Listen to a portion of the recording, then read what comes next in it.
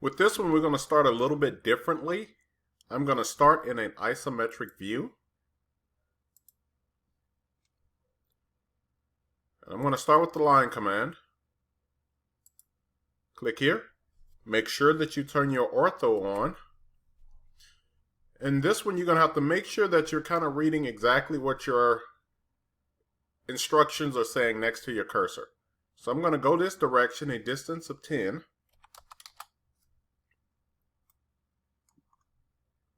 And then when I'm coming in the up direction, you can see how next to my cursor, it says a positive Z direction.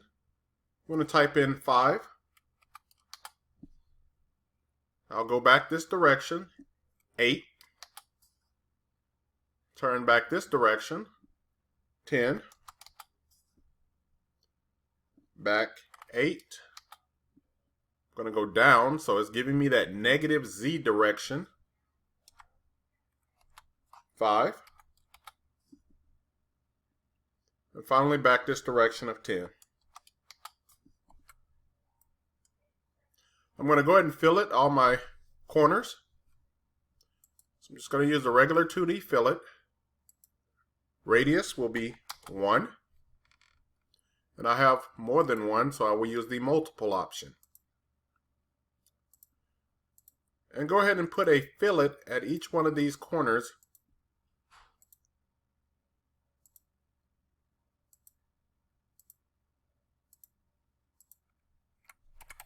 Once you've done that, you want to join these lines together. So I will use the join command. Select my objects and hit the enter button. Alright, next I need to create a profile. Circle, center diameter. Place it here. Diameter is 1.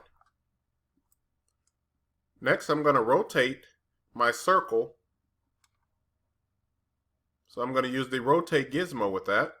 First I'll switch over to shades of gray. Then I will change my rotate gizmo.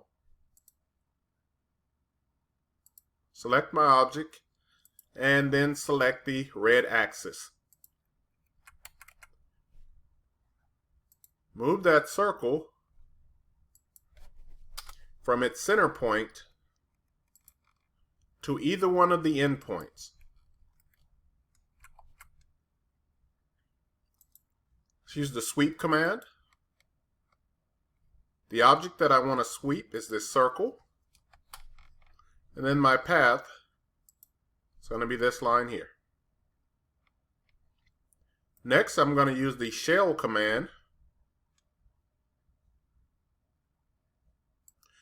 Shell is going to be located underneath where it says separate. Then choose shell. Select the 3D solid that I want to shell.